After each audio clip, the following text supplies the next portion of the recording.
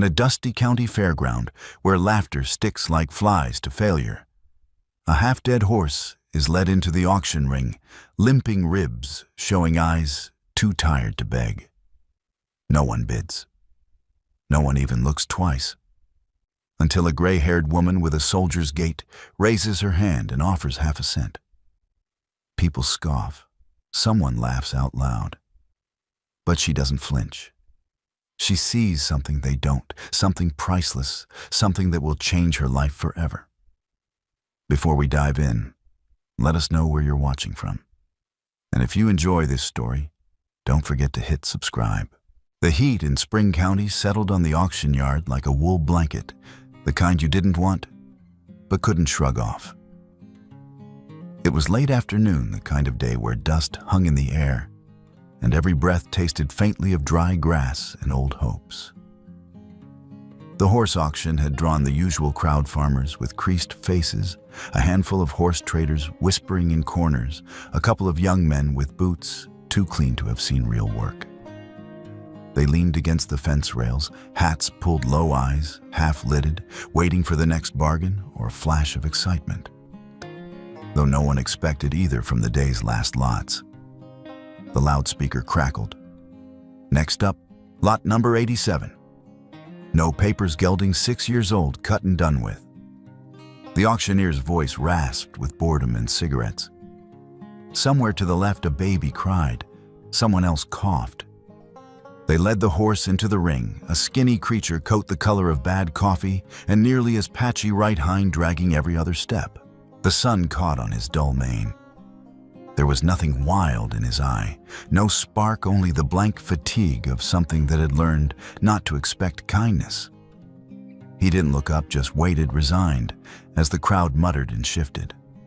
A woman in a flowered shirt whispered, "Poor thing's ready for the glue factory." Someone else snorted in agreement. No one reached for a bidding paddle. The auctioneer thumbed the microphone, trying for levity.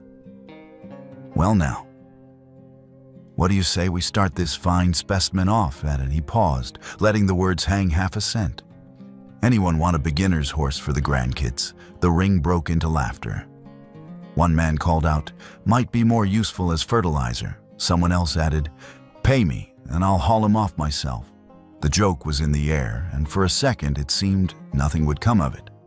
The auctioneer looked ready to wave it off, get on with his day, and send the horse on to whatever fate awaited things with no papers and no prospects.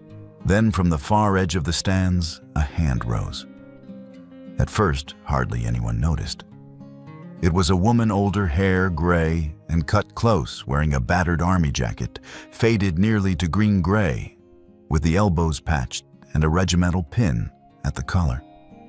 She stood beside a splintered fence post, back straight, shoulders squared, with an old discipline. "I'll take him," she said, voice flat but clear. "Half a cent." Laughter faltered. Heads turned. The auctioneer blinked as if he hadn't heard right, then smirked for the crowd's benefit. "Sold then to the lady in the back. Looks like we've got ourselves an economic miracle, folks." Someone called out, "What's she want him for a retirement gift for the Senate?" Another voice chimed in, "Should have bought a used car, lady." But the woman didn't react.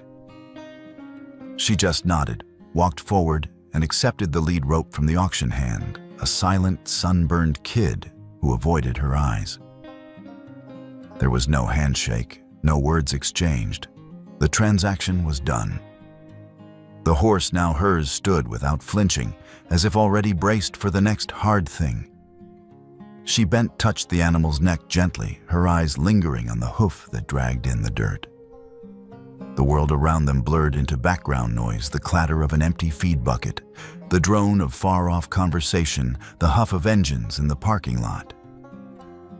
From somewhere behind her, a man muttered, "Why not just buy yourself a tractor, lady?" Or is this some kind of statement? If she heard, she gave no sign. She walked the horse awkward thin, moving slow across the lot. Their silhouettes were mismatched, one hunched by years, the other by sorrow and neglect. They looked like ghosts together, drifting past the rows of pickups and battered trailers. The woman's trailer was easy to spot, a silver skin dulled by time. A dent in the left door, the faded outline of a 7th Battalion decal still visible on the window. She let the wind sweep grit across her boots, waited for the animal to catch up before speaking. "Your name's Chance," she said, voice low and matter-of-fact. "That's what I'm calling you, because that's all either of us got left." She opened the tailgate, waited. The horse, Chance, now paused. His head lowered, considering the darkness inside. Then with no struggle he stepped in, as if the worst thing was behind him. The woman Cassidy Monroe, though no one at the auction seemed to know or care, closed the trailer quietly. She walked around to the driver's side, slid into the cracked vinyl seat, and wrapped her hands around the steering wheel. The scars on her knuckles caught the last of the sunlight. For a second she glanced in the rearview mirror, saw only dust and the auction ring receding in the heat. The laughter from the crowd faded behind her as she started the engine. The tires shuddered over ruts, and the truck eased onto the long dirt road leading out of town, toward whatever waited in Rustwind Hollow. Sunset flared red in the glass. In the rear view, the auction yard shrank to a blur, nothing left there for the living. Cassidy squeezed the wheel a little tighter, not from fear, but from habit. The journey home would take time. There was no hurry. She knew that already. Beside her, the seat was empty. Behind her in the trailer, a battered animal leaned into the sway of the road. They moved forward together, strangers tied by chance and loss, priced less than a bullet, yet somehow still alive. Night pressed in on Rustwind Hollow, with a hush that was never truly silent. It was an old land, older than fences, older than the cracked bones of the barns, older perhaps than memory itself. A sharp wind whistled through the line of pine trees beyond the back field, sending dry needles and brittle leaves scraping across the hard-packed yard. The trees were scattered, never planted in rows, like sentinels abandoned to their own slow work of keeping watch. In the darkness, their branches rattled and sighed, and every so often something small scurried across the porch. The horse barn stood apart from the house, its weathered frame hunkered down against the wind. Tin sheets flapped and shuddered on the roof, making a sound somewhere between a warning and a lullaby. Its silhouette, gray and hunched, merged with the night. The only light came from a kitchen window in the main house, a soft yellow square barely holding back the dark. That was where Cassidy Monroe tried again to find sleep. She lay on the old leather couch boots, still on a threadbare blanket thrown carelessly across her legs. The house was cold, but Cassidy hardly noticed. Her body had learned long ago how to ignore the kind of chill that seeps in after sundown. Her left hand rested near her hip, fingers curled instinctively around the hilt of a folding knife tucked into her jacket pocket. It was a comfort more than a precaution, a leftover habit from years when sleep could turn to panic in the span of a single breath. She closed her eyes, but sleep did not come easy. Her brow furrowed, breath hitching in her chest as the old dreams began to unspool. Somewhere far and close, at the same time, a radio chattered static, blending with voices in a jumble she could never quite unscramble. Sierra 12 come in Sierra 12 report. The words echoed clipped and frantic, the language of men and women who had learned how to keep terror on a tight leash. In the dream, she was back in the sand boots, filling with grit sweat burning in her eyes. Ray was there. Ray with the easy smile and the unlucky streak who'd once promised her a drink at the Rusty Spur when it was all over. Only it was never over. In the dream, Ray took a round in the thigh, fell hard, tried to crawl toward her with a look that was half apology, half terror. She lunged for him, bullets snapping overhead, dust and blood blurring the edges of her sight. She reached for his hand, but the dream twisted her fingers, grasped only sand, the world spinning. Then the black shape of a helicopter overhead, its blades slicing the sky, wobbling as tracer fire tore through the rotors.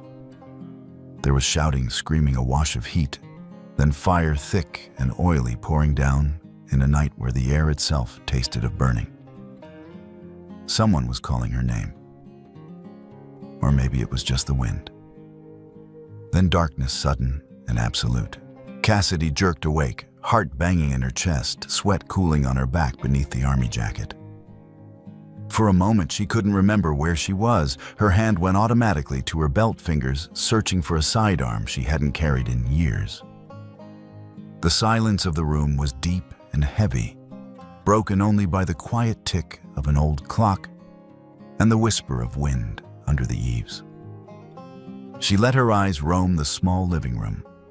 Battered coffee table, cold stove, a photograph of a boy, Benji, age 12, smiling from beneath a little league cap, the glass smudged with age. Her breath came quick, chest tight, as if the world had shrunk. She shut her eyes, let the air out slow, trying to push the memories back behind a door that never stayed locked. "It's just the first night," she murmured, as if saying it aloud could make it true. From the barn across the hard-packed earth and tangle of weeds came a sound, soft, rhythmic, alive. The thud of a hoof against wood. Not frantic, not afraid, just their marking time. Chance the broken gelding was awake too. Cassidy imagined him standing in the corner, head low, eyes dull. She wondered if horses dreamed, if they remembered the worst days, or if they simply survived them and went on. Chance gave a long, slow exhale, almost a sigh. It didn't sound like fear. It sounded like someone who understood what it meant to be kept awake by old pain. Cassidy pushed herself upright, swinging her legs to the floor. She stood, joints aching, and crossed to the tiny kitchen. The ancient gas stove hissed to life with a match. She filled a battered aluminum kettle with water from the tap, set it to boil, and waited. In the hush, each small sound was magnified: the rattle of the kettle, and the metallic clink of a mug, and the whistle as steam began to rise. She spooned instant coffee into a dented tin cup, poured water, watched the dark swirl. She carried it to the table, sat down in the same spot she had every night since returning to Rustwind Hollow. She held the cup in both hands, warming fingers gone stiff with age and memory. Through the window, she could just make out the vague shape of the barn, a little sliver of lamplight catching on the metal roof. She spoke softly to no one, or maybe to everyone who had never come home. "Not every soldier who makes it back is really home," she said. "Some of us just find another place to sleep." She looked into her coffee, saw nothing but her own shadow. A fragment of cloth peeked from her jacket pocket. She pulled it out, the faded remnant of an old uniform shirt, her last name Monroe, stitched in fraying black thread. Folded inside was a small battered keychain in the shape of a Black Hawk helicopter, the paint rubbed thin by years of nervous fingers. She rolled it in her palm, feeling the edges, the cold weight of it. In the kitchen light, the metal glinted dull, scarred, still intact. Like her. Outside, the wind rose, tossing straw from the barn roof. Chance shuffled, then lay down in his stall head, angled toward the door.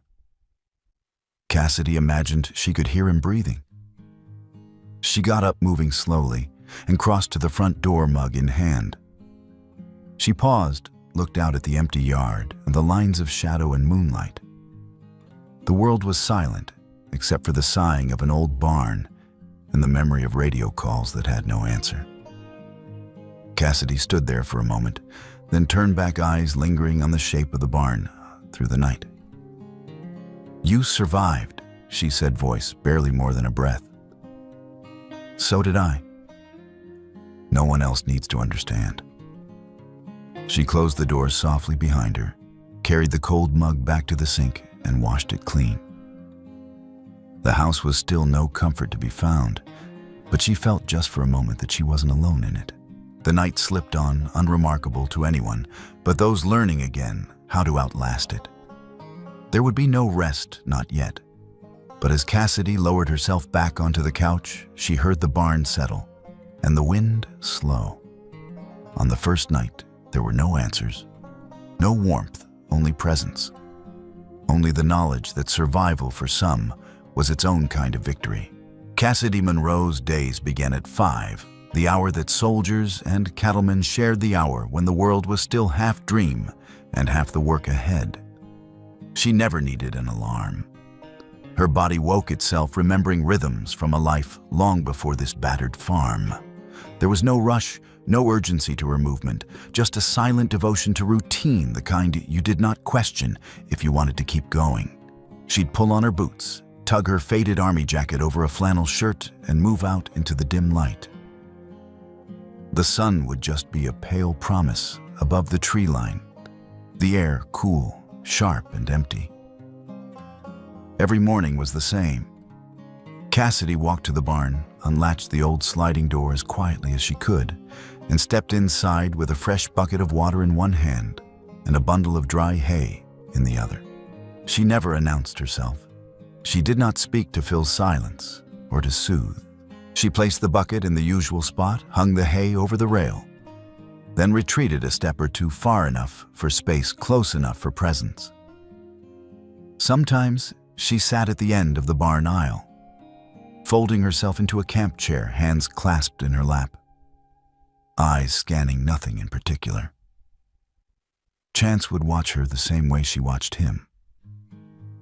He did not shy away, but neither did he come closer.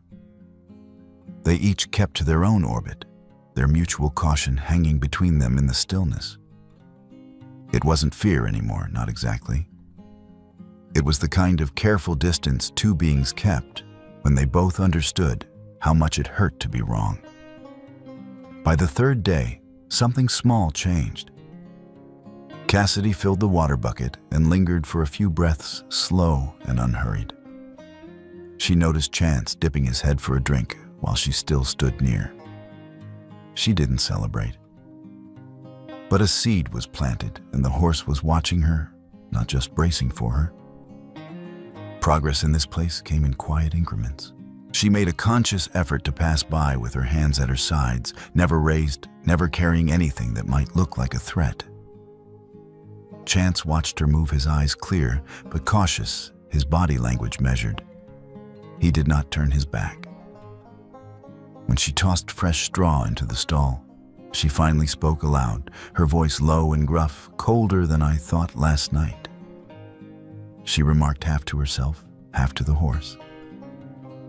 The words seemed to hang in the dust between them, small and fragile, but not unwelcome. Each day she made a point to speak nothing commanding, nothing expected, just the steady, predictable sound of another living being. A weather report, a note about the fox she'd seen by the woodpile, her thoughts on coffee fencing wire or the moon. Chance grew accustomed to the cadence. His ears flicked, but he didn't tense. On the 5th morning, Cassidy tucked a soft brush in her hand and approached with all the deliberateness of a bomb technician. She paused just outside the stall, lowered herself a little, and waited. Chance looked over his shoulder ears, tilting but didn't back away. She entered slow and careful, brush held low. She reached out, barely grazing his shoulder with the bristles. Chance flinched, at first a twitch, a shiver along his skin, but he did not move his feet. Cassidy waited and brushed again, a single gentle stroke. Chance narrowed his eyes, swiveled his ears, then acceptance. He stood for the next touch. Cassidy murmured, "All right, just a little at a time." Her heart beat slow and hard. Little by little, the lines between woman and horse grew fainter. By midweek, Chance would stand close to the stall wall whenever she entered, watching with soft eyes. When a motorbike rattled down the distant road, he startled but did not bolt, just turned his head, then lowered it again to the hay. He waited for breakfast, patient, and calm no longer rattling the feed gate as he had on the first day. None of these things were dramatic. No moment was a revelation. But Cassidy found that for the first time in years, she was not spending her days alone, even if her companion was a half-ruined gelding with a limp and a haunted past. On the 7th afternoon, a rare stillness fell over the farm.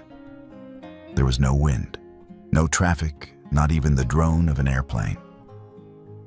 The sky hung low and yellow over the distant fields. Cassidy sat on a weathered bench in the shade of the barn, a chipped mug of cold coffee in her hand. She watched Chance grazing his head down, but his attention unmistakably on her. Something shifted inside her, gentle but sure. She spoke, her voice thick with old dust and memory. "Your name is Chance," she said. "You survived even when no one bet on you. And so did I. Maybe we both get one more go at this." Chance paused, lifting his head ears alert. Cassidy managed the ghost of a smile, the first in weeks. "When you get a name, you're not something to throw away anymore," she added, sipping the bitter coffee, breathing out slow. That night, she left the stall door half open, not by accident, but as a silent agreement. Chance did not try to leave. He lay down in the straw near the entrance, nose pointing toward the open air, on the line between outside and inside, blurred by trust and quiet hope. Inside, Cassidy flicked on the kitchen light, set her mug by the sink, and picked up a battered notebook she hadn't touched in years. She wrote in block letters, Day 7. He didn't run, and I didn't dream of gunfire. For a moment, the world outside was still. Cassidy looked out at the barn lights, soft against the dusk, and felt for the briefest flicker that company could be found in simply standing together, saying nothing, but not turning away. It was a late afternoon of scattered gold and shadow, not truly hot, but tinged with the dry ache of a summer that would not let go.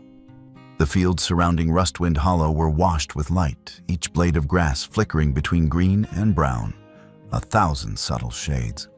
Cassidy stood at the far edge of the paddock, her boots planted firmly in the trampled earth, her hands slowly teasing knots of dry grass from the patchy mane of the old gelding beside her. Chance tolerated the attention with a gentle stillness, shifting weight from one hind leg to the other, but never moving away. Cassidy's fingers worked patiently through the tangles, sometimes pausing, as if her hands forgot their purpose. Her gaze drifted from the coarse hair beneath her hands to the far horizon where clouds gathered over distant hills. It wasn't clear if she was seeing the landscape at all, or if her eyes had fixed instead on some old scene in her mind. A hush hung between horse and woman, heavy but not oppressive. And then, as if some current pulled words from her chest, Cassidy spoke. Her voice was low, even carrying the weight of memory more than the urgency of confession. When Benji was little, she said, pausing to pull a stubborn clump from the horse's mane, he loved horses more than anything else. Would ride a kitchen chair, tie an old broom across it, pretend he was chasing down outlaws across the prairie. A faint smile flickered over her lips, but faded quickly. He'd sneak out to the neighbor's fence, try to feed grass to their gelding. Didn't matter if it was pouring rain or cold, as sin nothing could keep him inside if there was a horse in reach. She fell quiet, working through another snarl of grass, and then added, "When I got out of the service, I thought I was coming home. But it turns out home isn't always where you left it. Not when you come back changed. Not when you bring the war with you." Cassidy's hands slowed her shoulders, tightening under the weight of old battles. Every night was a firefight. Didn't matter that the desert was half a world away, I carried it here in my head, in my bones. Sometimes I'd wake up screaming, or worse, I'd wake up searching for a rifle that wasn't there. Chance flicked an ear, unmoved but attentive. Benji was just a kid. 16, 17. He didn't know what to do with a mother who wasn't always herself. Some nights I'd yell at him without knowing it, thought he was one of the rookies back in the squad screwing up an order. One time I locked myself in the bathroom for hours. He had to break down the door. Cassidy shook her head, the lines at her mouth deepening. He started to look at me different after that, like I was a bomb that might go off any minute. She gathered the last of the grass, let it drift to the ground. Her voice dropped further, barely above a whisper. I made him afraid enough that one morning he just left. The memory hovered there, brittle and sharp as glass. He wrote a note, left it on the kitchen table. I'm okay, Mom. Don't look for me. I just need some quiet for a while. Cassidy's thumb rubbed absent-mindedly at a scar on her knuckle.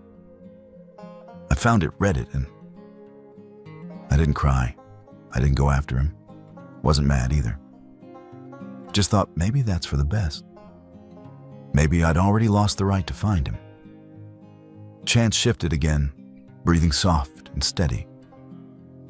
Cassidy reached up, resting her palm on the horse's neck, the connection grounding her. People talk, she said, voice flat, almost resigned. They said I shouldn't have had a kid after the army. Maybe they were right. I told myself Benji was better off somewhere else. Told myself I'd just hurt him more if I tried to hold on. A silence fell. Only the creak of the barn in the distance and the faint brush of the wind through the dry grass. Cassidy took a breath, let it out slowly. I don't even know if he's alive most days. Haven't seen him, haven't heard his voice. Every time there's a horse auction in the county, I watch the boys leading horses through the gates, hoping stupidly that I'll see walk his way of holding a lead rope. Like he might turn up older but not angry, and we'd just know each other again. Her hand tightened gently on Chance's mane. But it's never him. Just other people's sons. Other people's stories. She laughed softly, a sound with more ache than humor. Truth is, I'm not sure I deserve forgiveness, even if he gave it. That's not something you get by asking for it. Forgiveness, it has to be offered. Given. You can't demand it. I didn't go looking for him because I didn't believe I'd earned that right. Chance stretched his neck, lowering his nose to nudge Cassidy's shoulder. She turned surprised, then pressed her palm against his cheek, her breath evening out at the contact. You probably don't understand any of this, she murmured. But I think maybe you've been left behind too. Not just lost left. The two of them stood together in the failing light, bound for a moment by mutual absence. Cassidy's voice softened, as if she was practicing the shape of new truths. I didn't go after him because I was afraid. Not just of failing him again, but of what it would say about me. That I couldn't fix what I broke. That the best thing I could do was disappear from his life.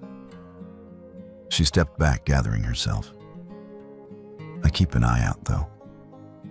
Every time I drive by a ranch or see someone with a bay gelding and a crooked smile, I wonder. I know it's foolish. But I guess hope's the last thing to leave. She patted Chance's neck, then leaned her forehead for a second against his warm hide. I don't expect him to come back. I don't wish for it anymore. But if you ever meet a boy named Benji, you go with him, all right? I'll understand. The wind picked up, flicking bits of hay past her boots, tugging at the loose gray strands at her temple. Cassidy lifted her face to the sky, watching as the light shifted from gold to bronze. The blue was gone now, replaced by the coppery hues of evening, neither day nor night, but something in between. She stood there, not alone, but not quite whole. Either a woman talking to a horse in the shadow of memory, asking for nothing but the small mercy of being heard.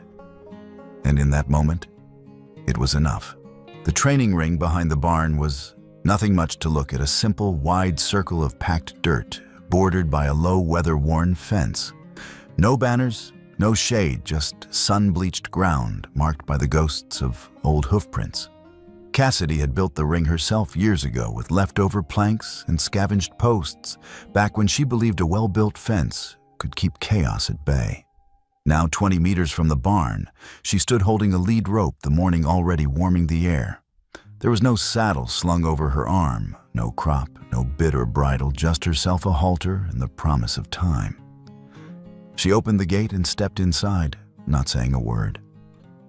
Chance lingered at the threshold, one hoof poised on the edge, ears twitching as he read the air. Cassidy waited. After a moment, he stepped in slow and deliberate, letting the gate swing shut behind him. There was no ceremony, no spoken ritual to mark the beginning. Cassidy turned her back, moving forward at a steady walk around the inside of the ring. Chance watched her muscles tight, uncertain whether this was a test or a trap. She didn't command, didn't urge him on. She simply walked, circling the ring with the rhythm of someone used to marching out their own ghosts. Chance began to follow, tentative at first. Whenever he stopped, Cassidy stopped too, glancing over her shoulder to see if he'd move. If he did, she moved with him. There were no shouts, no whip cracks, just the whisper of hooves and boots in dry earth, the subtle duet of breath and movement. For long minutes, they traced the same line in the dirt, a wordless negotiation. Once a pine needle fell from the distant barn roof, snapping on tin. Chance startled, head rising, eyes wide. Cassidy froze where she was letting the silence settle. No pressure, no punishment, just patience. When the horse calmed, she started again, softer, giving him the chance to decide if he wanted to keep going. After a 10-minute break in the shade, Cassidy on the fence rail, Chance at the far side, they returned to the ring. This time, his steps fell into sync with hers, not so stiff neck, relaxed ears, flicking for cues, but no longer braced for trouble. The tension between them loosened, replaced by a cautious kind of partnership. On the 7th lap, Cassidy stopped abruptly, no warning, no sign. Chance walked a few paces further, then halted. He stood still, sides heaving gently. Slowly he turned his head and looked back straight at her. It was not the wary stare of a cornered animal, nor the flinching of something waiting to be struck. His ears were pricked forward, his gaze clear attention, focused not on what might happen, but on her. Cassidy stood where she was, one hand on the rope, the other hanging loose. For several long seconds, neither moved. Then she smiled, a small, genuine thing, fragile as dawn, but real. It was the first time her lips had softened that way since Benji left. "All right," she murmured, voice catching in the still air. "We'll start from here." Chance didn't flinch. Instead, he stepped toward her. Not a rush, not even a careful approach, just a walk, steady and sure, closing the gap he'd kept for so long. Cassidy didn't raise her hand. She waited, holding her ground, until the horse's soft nose hovered by her shoulder. Only then did she reach out, fingers brushing his neck, in a gesture as much for herself as for him. Neither of them drew back. They stood together in the sun, shadows stretched long across the ground, two battered survivors sharing space with neither fear nor demand. That night, Cassidy returned to the barn after dinner, a quiet resolve guiding her steps. For months now, she'd kept a wooden sign nailed to Chance's stall door, a splintered thing painted in block letters, "Do not enter, private area."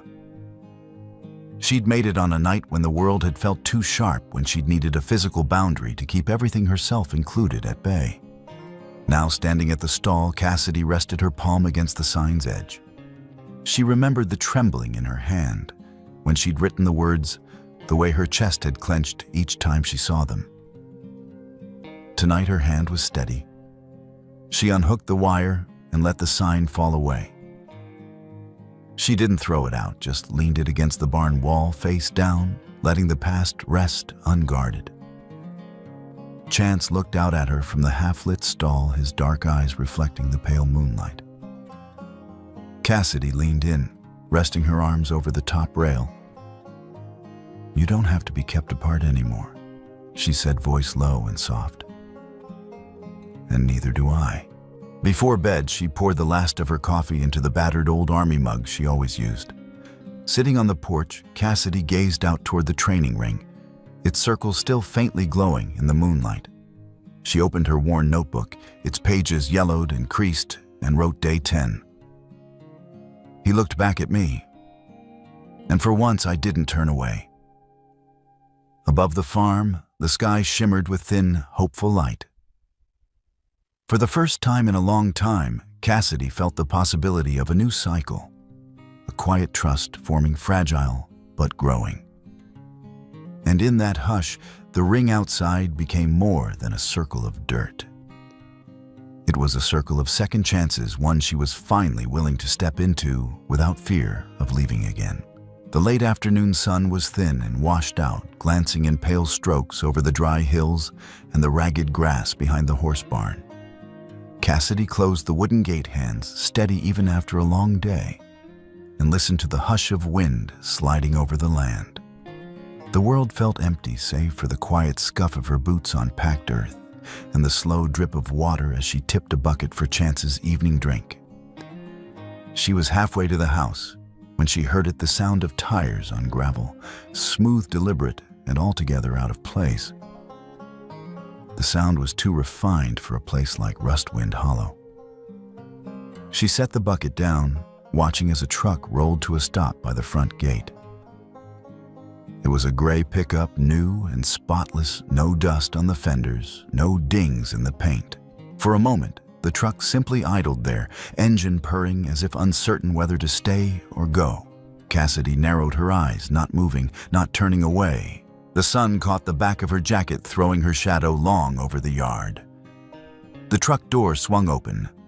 A young man stepped out, tall, all angles and awkwardness, but with a build that spoke of years of honest work. His flannel shirt was rolled at the sleeves, jeans faded and dusted at the knees, and his eyes gray. Watchful, carried a blend of caution and memory. He hesitated. Cassidy gripped the barn gate, steadying herself, as if the old wood could anchor her in the swirl of a moment she didn't quite believe. He didn't call out, didn't wave. There was no mom, no movie reunion. He just stood there, both hands in his pockets, eyes half on her and half on the horizon. Benji had come home. The silence was almost sacred. Cassidy's heart hammered in her chest, but her face betrayed nothing. Benji didn't move closer. He stopped about 5 yards away, letting the gap remain. His voice when it came was rough, but steady. "I've dreamed about you, you know. Not the kind with words, just you walking through a field of burnt grass leading a lame horse. I couldn't see your face, but I knew it was you. Your eyes looked forward like you were searching for something that might never come." He looked down, scuffing his boot against the ground. Then Uncle Carl called. "Told me you'd been living like there was no tomorrow." He shrugged, trying for a smile and failing. So I got in the truck and drove. Cassidy's mouth twisted, part in relief, part bitterness. "Still haven't learned to warn a person before you show up, huh?"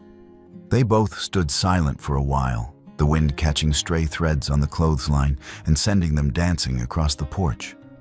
Cassidy finally broke the spell, her voice softer now, but edged with something wry. "Nice truck. Too clean. Doesn't suit this place." Benji almost laughed a quick breath, and then he let it out slow. "Just borrowed. Don't worry, I'm not here to sell real estate." No one spoke for a long moment, but there was no rush to fill the gap. The quiet pressed between them, weighted by years, and all that had gone unsaid. Grass rasped under Benji's boots as he shifted his stance, his gaze flicking toward the barn. Chance had poked his head over the stall gate, ears pricked, nostrils flaring at the scent of a stranger. "That's him, isn't it?" Benji nodded at the horse. "The lame one. Should have known." You always did pick the ones nobody else wanted. Cassidy managed a real smile this time, half shrugging. Maybe I just recognize a kindred spirit. Neither moved. The distance between them wasn't physical, not really. It was all the nights apart, the silence, the stubborn refusal to ask for help or forgiveness. Cassidy didn't invite him in, but she didn't ask him to leave either. She stepped back from the barn, wiped her hands on her jeans, and started toward the house. As she passed Benji, she nodded once toward the kitchen door. "If you're hungry, there's deer stew on the stove. Bread's hard as a hoof, but you can eat it if you try." Benji fell into step beside her, carrying nothing but his keys. He didn't ask which room he should take. Somehow it didn't feel necessary.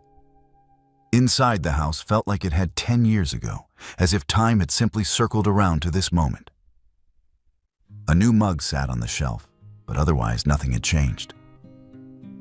Cassidy set the pot on the burner, ladled stew into chipped bowls, and laid 2 battered spoons on the table. They ate in silence at first, the only sound the scrape of metal on wood. Benji finally spoke, staring into his bowl. "I never wrote because I wasn't angry. I just thought you wouldn't read it." Cassidy didn't look up. "I kept every letter that came back, returned to sender. There's enough in the drawer to heat the stove through 2 winters." Benji's face tightened. He nodded, taking it in.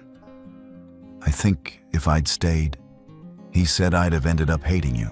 Cassidy answered quietly. "I hated myself enough for both of us." There was nothing else to say, not yet. They sat together, chewing tough bread and memories. Afterward, Cassidy led Benji back outside, not bothering to explain or ask if he wanted to see the horse. She walked to Chance's stall, hand resting lightly on the top rail. Benji followed, standing just outside the gate. Chance regarded him with calm interest, ears at half-mast. Benji held out his hand. Chance sniffed, then lowered his head, accepting the greeting. "Smart horse," Benji murmured. "Doesn't trust easy, but he knows when someone's hurting." Cassidy stood by, silent eyes, fixed on the shape of her son's shoulders, the set of his jaw. "I didn't plan to keep him," she said. "Just thought he deserved someone to wait for him." Benji didn't look away from the horse. "Maybe you're not the only one who feels that way." That night, Benji took the old guest room. Cassidy stripped off the bedding and found a sheet she'd saved just in case. She left the door half-open, light pooling in the hallway. Before turning out the lamp, she lingered outside the door, listening to the even breath of her son on the other side. "You don't have to say anything," she whispered to the dark. "Just don't disappear again." The wind slipped through the window, cool and gentle, carrying away the last of the old chill. For the first time in years, Cassidy Monroe felt the shape of hope inside her chest, awkward, unfinished, but alive. The first light had only just touched the corrugated tin roof of the barn when Benji was already outside, boots brushing dew off the thin grass. The world was hushed, save for the distant complaints of a mockingbird and the low, familiar creak of the back gate as Cassidy checked the latch. She moved through her routines with the calm assurance of someone who'd lived by schedules for decades. But today, there was no plan, no need to fill the air with orders. They did not speak. There was no, "Let's get started," no explanation of what to do next. Benji found himself moving into the rhythm of the place, as if some memory, his or his mother's, was guiding him. Cassidy checked the water bucket, tapped the fence posts to see which ones needed another nail, and slung a lead rope over her shoulder. Benji lifted a pitchfork, scooped hay, then set it down again, watching his mother's hands, her silent language. They seemed to drift into their parts naturally, like old dancers falling into step after a long intermission. Within the small circular paddock, Chance stood watching, head low, legs relaxed, but eyes alert. He did not pin his ears or swing away. He simply observed his gaze shifting between the two humans as they moved about the fence line. As the days passed, Benji learned quickly that the work with Chance was about attention, not command. Cassidy never raised her voice, never snapped a cue. Instead, she used the subtle pressure of her body and the soft, specific sound of a whistle. A two-note call for walk, a long, single note for stop. She showed Benji how to move quietly into the horse's line of sight, to breathe steadily and move with patience.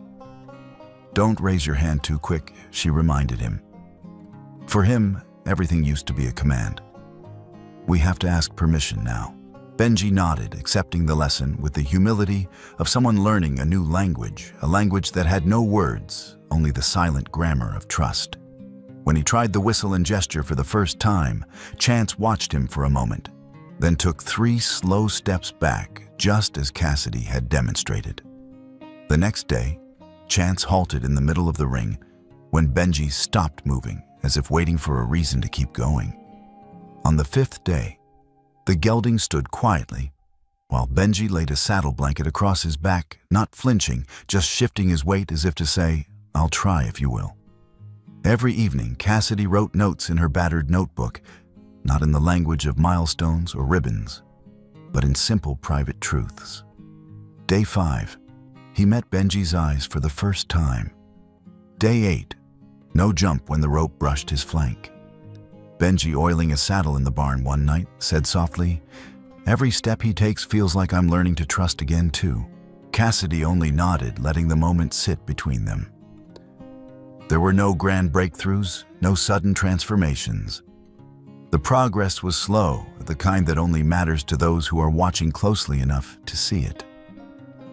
One morning, Benji found himself standing alone in the paddock, whistle in his mouth, Chance waiting nearby. He blew the signal short, then long. This time when Chance turned, he didn't just follow the command. The gelding stopped and then turned his head, meeting Benji's gaze without fear or challenge. It was not a guarded look, not a check for danger, but a question. What now? Benji took a breath, stepped forward. Chance didn't move away, just lowered his head, a subtle invitation.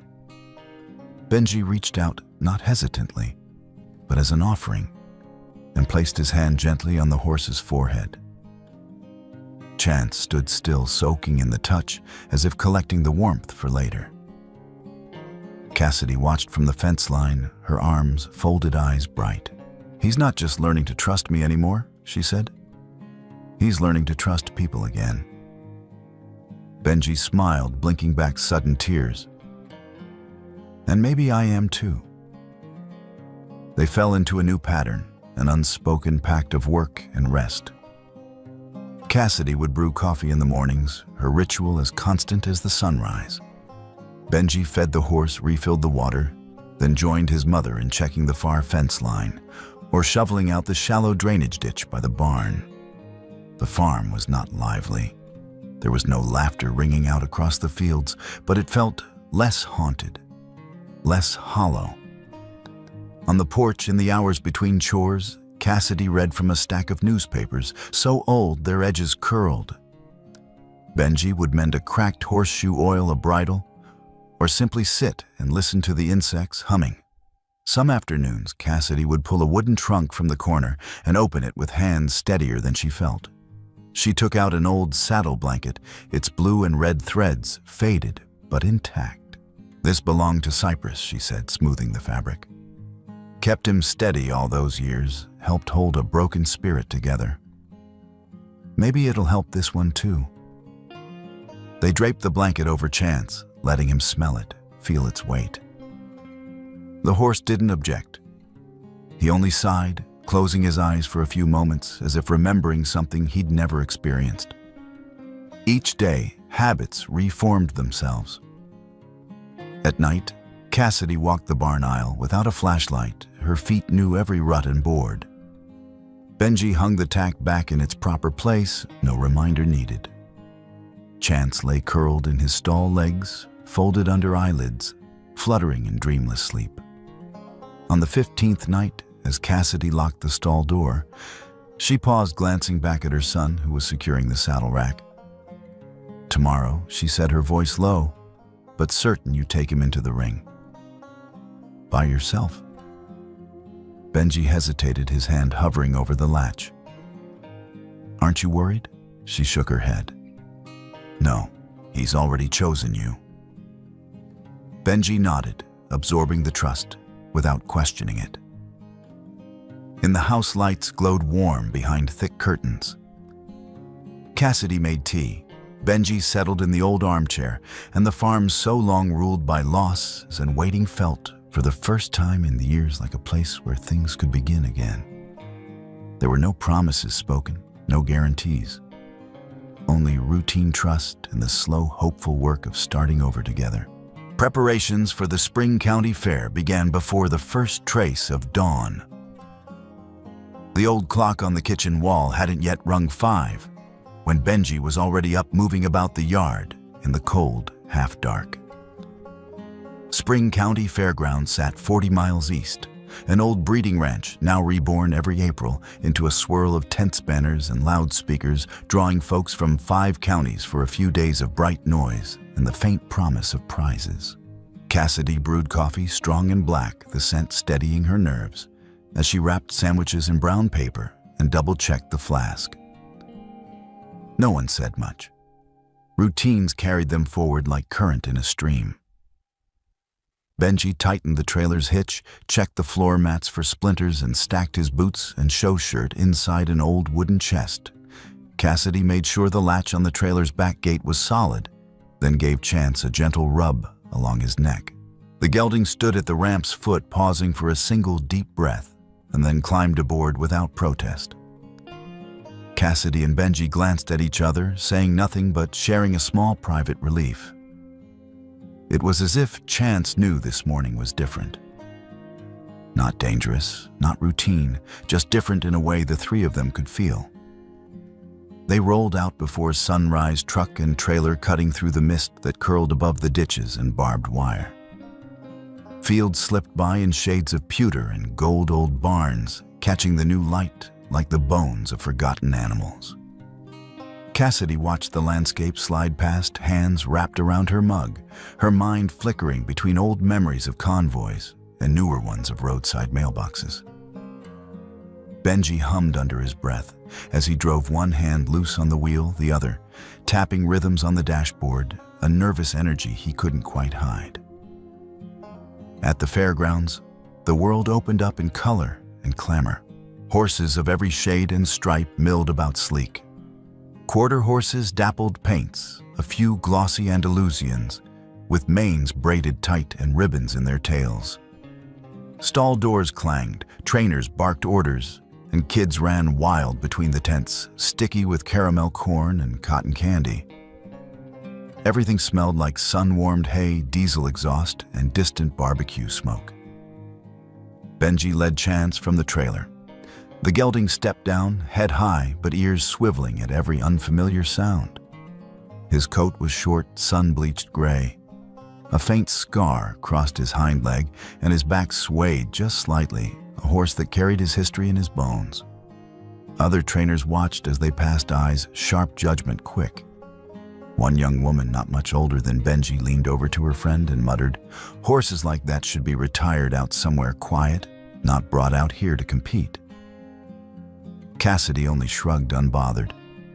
Benji stroked Chance's neck and whispered, "No one else matters. Just keep moving the way we always do." They warmed up behind the arena, away from the busiest crowds. Benji checked the cinch and reins, then breathed deep, letting the chaos fall away. Cassidy watched from a patch of shade arms, folded her gaze steady. She caught sight of a family nearby, a little girl in a white dress, braiding ribbons into her pony's tail, her father snapping pictures.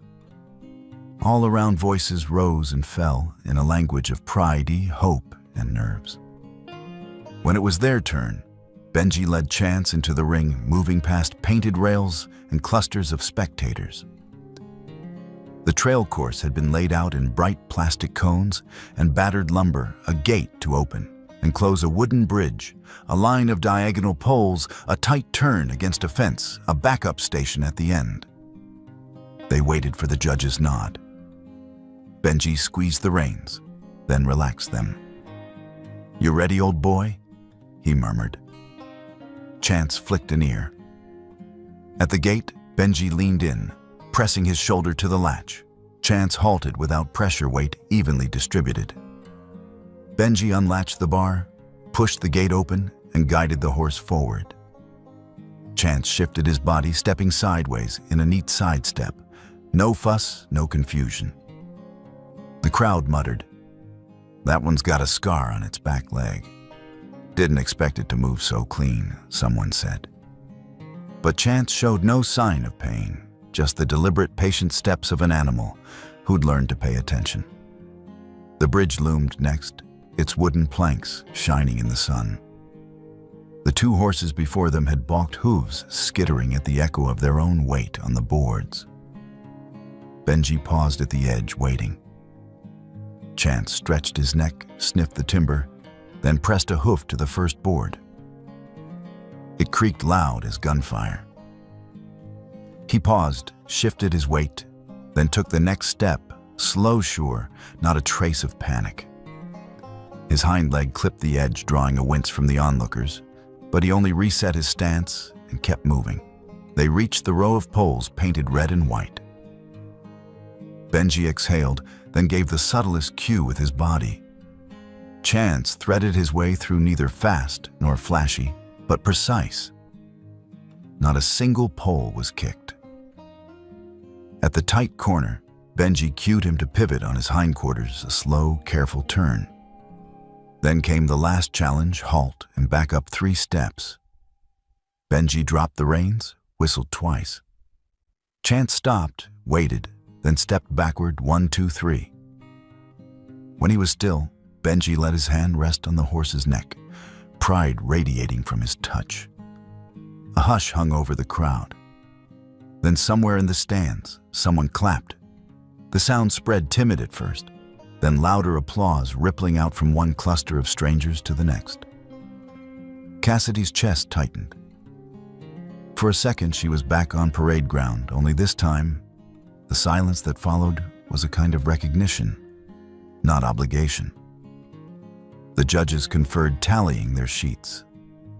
Benji stroked Chance's nose, eyes shining. When the results were read aloud, the words echoed across the dirt. Second place entry number 19, Benji Monroe and Chance. A polite burst of applause went up.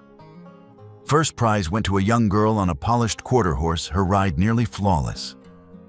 But when Benji and Chance took their lap of honor, it was the battered, gelding, scarred gray imperfect who drew every eye. The horse's walk was even, his eyes bright, his head held high, not in arrogance, but in quiet self-assurance. In the stands, a boy whispered to his father, "That horse looks like he knows he did something big." After the awards, Benji led Chance back to the trailer, Cassidy meeting them with a nod. She didn't reach out, didn't say, "Well done." Benji stopped, pressed his hand to the horse's cheek, and Chance leaned into the touch, the two of them holding, a moment only they could truly feel. Cassidy ran her hand over the saddle, not speaking. Benji looked at her, voice gentle. "You see it, right? He didn't need fancy training. He just needed a reason to trust." Cassidy nodded, slow and grave. "And you gave him that." Benji shook his head, a soft smile flickering. "We all did. And he gave something back to us too." They loaded up the day's dust, settling behind them. The silver ribbon, second place, hung from the rearview mirror, twisting in the breeze each time the truck turned. No one reached for it.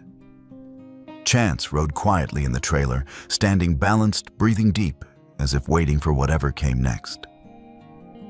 The sun flared red through the windshield, casting gold and copper streaks across the dashboard and Benji's forearms. Cassidy sat in the passenger seat, watching the landscape blur by. Every so often, She glanced into the side mirror, catching a glimpse of Chance's silhouette through the slats of the trailer window, upright, alert, head high. She spoke quietly, voice more feeling than sound. The prize doesn't hang around his neck. It's in the way he holds his head now, without asking permission. They drove on quiet and content. For a moment, the long miles home felt lighter than all the roads before. The three of them, each once broken now mending, carried with them more than a ribbon. They carried the proof that sometimes the biggest victories came not from being perfect, but from daring to show up battered and whole to be seen as worthy of a second chance. It was a pale May morning, the kind where the grass still wore dew, and the sky seemed slow to wake. Cassidy heard Benji's boots crunch on the gravel before she saw him. He moved with quiet purpose from the barn toward the house, shoulders squared, a black felt hat shading his eyes. He wore jeans and a clean denim shirt, not his usual barn clothes. In his hand was a phone screen lit with a map. Something was different. She finished trimming the wild grass by the south field before heading in for breakfast, catching a glimpse of Benji as he poured himself coffee. The kitchen felt tight with words neither of them had spoken yet. They sat at the table plates between them, eggs, cooling toast uneaten. Benji was the first to break the silence. His voice was steady, unhurried. "There's a ranch in Montana," he said, meeting Cassidy's gaze without flinching. "A friend called. He needs hands for a cattle drive. It's just 6 weeks. They're short on riders who can handle the rough stuff." Cassidy didn't ask which friend or what kind of drive, or why now. She didn't challenge the decision with a dozen questions. She only nodded a slow and solid gesture. "If you know why you're going, then you don't owe me any more reasons." They ate in companionable quiet, the heaviness eased by the absence of struggle. As the meal ended, Benji sat a while, hands folded around his mug. Then softly, "If it's all right, I'd like to take Chance. He needs open space. I guess I do too." Cassidy paused, her spoon hovering above the plate. She glanced out the window. Chance stood by the fence, head tilted to the breeze, breathing deep. 5 long seconds passed a lifetime in the quiet. Cassidy finally set the spoon down, her voice a low hum. "So long as you understand a horse isn't something you own, he's something that trusts you once. Not everyone's worthy of that." She looked at Benji, her eyes clear but not hard. Benji nodded, his reply soft but certain. "I know. I won't abandon him. Just like I didn't abandon you." The sun had climbed higher when Cassidy slipped out to the old woodshed behind the house. It was more storeroom now than anything else, its walls lined with things she couldn't quite bring herself to throw away. She knelt beside a battered cedar chest, its hinges stiff with time, and pulled out a small tin box, its silver dulled by dust and years. She unlocked it with the slim key she wore on a chain around her neck. Inside were 3 items: a black and white photograph, a yellowed letter, and a round brass badge, her old battalion insignia wings, outstretched above 3 stars. Cassidy didn't bother to clean the badge or polish the metal. She wrapped it in a piece of desert camouflage scarf, knotted the cloth, and closed the lid with a click that echoed quietly in the empty shed. That afternoon, as Benji checked the saddle rig and secured the feed for the journey, Cassidy approached the trailer, her footsteps light but certain. She didn't hand the bundle to him directly. She just set it on the back seat, then turned away, watching the horizon. Benji found it when he loaded the last of his gear. He opened the scarf and held the badge up, tracing the faded design with a thumb calloused from years of work. Cassidy spoke not loudly, but with a clarity that needed no repeating. "That badge kept me awake in the nights when I couldn't tell real from nightmare. It's not a charm. Just a reminder, if you're alive, you have to live straight. I'm not sure I ever managed that myself." But now it's your turn." Benji closed his fist around the badge, understanding in his silence what words couldn't carry. The day unraveled quietly. No frantic packing, no scramble for forgotten things. By the time the sun reached its zenith, Chance was loaded into the trailer, standing steady, as if he understood this was just another chapter, not the end of the story. Benji checked the latches one last time, then turned to see Cassidy standing beside the truck. She didn't look at him directly, but stared at her own reflection in the window. Gray-haired, tired eyes, a face marked by years and weather. When she finally spoke, her words were gentle, almost playful. "The last time you left, I didn't sleep for 3 years. This time I'll wait for a letter. Doesn't have to be good news, just let me know you're still out there, still moving." Benji grinned, a soundless, grateful thing. "This time, I know why I want to come back." He climbed into the cab, hands steady on the wheel. Cassidy stepped back, keeping her distance, but not out of habit or hurt. She watched as the truck rolled slowly down the rutted drive, dust rising in a soft cloud sunlight, flashing on the trailer's metal. She stood at the gate, hand curled around the second identical badge still hidden in her pocket. As the truck disappeared behind the line of old willow trees, Cassidy turned for home. The world felt unchanged. The porch, the barn, the tangled grass, but the air was lighter, no longer weighed down by the fear of loss. Inside, Cassidy opened her battered notebook and wrote, "Day 24. He left again, but this time he took what's his." She set down her pen and let the quiet of the house settle around her. Out on the breeze, she thought she heard for just a moment the faint sound of hooves and laughter, echoing not from the past, but from the road ahead. The wind caught at the edge of her coat, and she let it, feeling at last not abandoned, but still part of the journey. The morning air was cool and damp, the kind of gentle chill that crept through the cracks of an old house and lingered even after the sun had risen. Mist clung low to the grass, shrouding the familiar outline of fence posts and making the world seem both smaller and wider than it was. Cassidy sat on the porch as she did every day, an old mug cupped in both hands, coffee inside long gone cold. She no longer noticed the taste. It was the warmth of habit she needed, not the heat of the drink. The barn door creaked in the wind, even though she had oiled its hinges the week before. The place was quiet. No soft knickers or impatient hoofbeats. No boots stomping out the last of sleep. No Benji humming to himself as he crossed the yard. Just the distant sound of the AM radio, a country song about love lost and found, sung by a voice older than memory, drifting through the screen door behind her. A white postal truck appeared at the end of the driveway.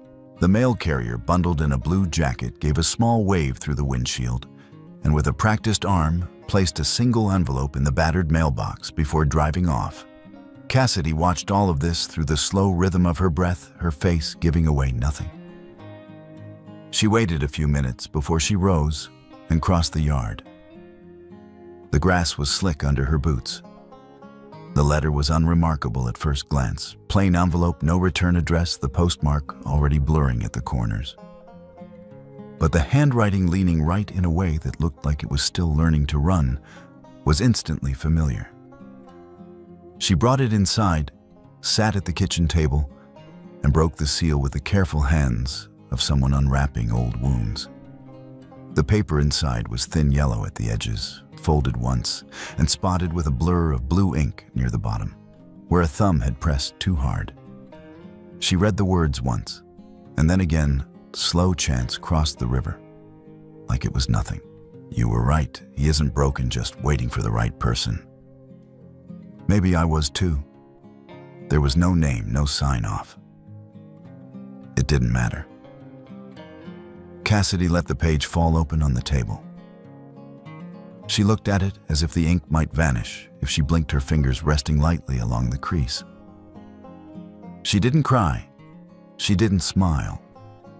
She simply sat, the mug's chill pressed against the back of her hand, eyes fixed on the gap in the barn door across the yard, now hanging ajar.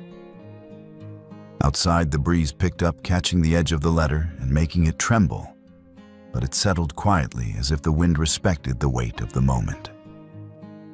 On the table beside the letter was an old keychain, a tarnished metal helicopter wing, battered and scored from years of being held, dropped, thumbed in worry. She had carried it with her through half a world of violence, through every move and every loss. Now it sat silent, a relic no longer burdened with urgency. Cassidy closed her eyes and let the air move through the kitchen, listened to the ancient music on the radio and the softer, newer silence of the house. There was pain there, but less than before. The world was still incomplete. Her son was gone again, and the gelding stall was empty, but it didn't feel empty in the same way. Something in her chest was lighter. Something had settled. She stood and stretched, feeling the old scars shift under her skin. Her body was slower than it used to be, but this morning it moved with a kind of resolve that had been missing for years. She left the mug on the step and walked back inside her feet, silent across worn wood. In the back room, sunlight filtered through a high window, throwing dust into the air in golden streams. Cassidy crossed to the far wall where her riding tack still hung, the scent of leather and oil, thick with memory. She ran her fingers over each bridle, each faded rein, until she found the old saddle, the one she'd used with Cypress, stitched and restitched, a lifetime of repairs visible in every thread. She didn't bother to clean it. She didn't try to restore its shine. Instead, she lifted it, two hands steady, and carried it outside. The ground was uneven, but firm under her boots. She walked across the yard, the barn growing larger in her vision with each step. The door swung open easily on its new hinge, a repair Benji had made before he left a small mark of presence left behind. The stall was empty. No chance, waiting, no warm breath against her palm. But there was fresh straw in the corner, a full water bucket, and a faint promise in the air. Cassidy set the saddle on a wooden hook, gentle as if laying down a memory at last, in its rightful place. She stood there for a moment, hand on the old leather, eyes closed. She could smell the saddle soap Benji had used, hear the echo of hoofbeats in the walls, and feel rather than see the space that had opened in her life, no longer aching, but ready. Outside, the wind rustled the new hinges on the gate. The barn no longer groaned. It whispered. Cassidy turned and looked back toward the house, then further down the gravel road into the brightening morning. She did not expect a figure to appear, nor a familiar shape to crest the rise. But neither did she close herself off from the possibility. Something had changed in the long quiet. She could feel it in her bones. The letter lay open on the porch table, its message settled, as secure as any lock or promise. Cassidy did not rush to gather it in. She trusted the wind, trusted the sun, trusted the space she'd made in herself to hold what had come and what might still arrive. And for the first time in a long time, Cassidy Monroe did not sit apart from her. Life did not wait for news or fear its absence. She walked out into the day, into the low mist, the scent of grass and leather, and let herself belong to the world that was left. This, at last, was not an ending, but the gentle, steady work of beginning again. Thank you for staying with us until the end of this story. We'd love to hear from you. Share your thoughts in the comments below and let us know your favorite part. If you enjoyed the journey, don't forget to like, share, and subscribe to our channel for more captivating stories like this one. And don't miss out. Hit the notification bell so you're always updated on our latest content. Your support truly means the world to us.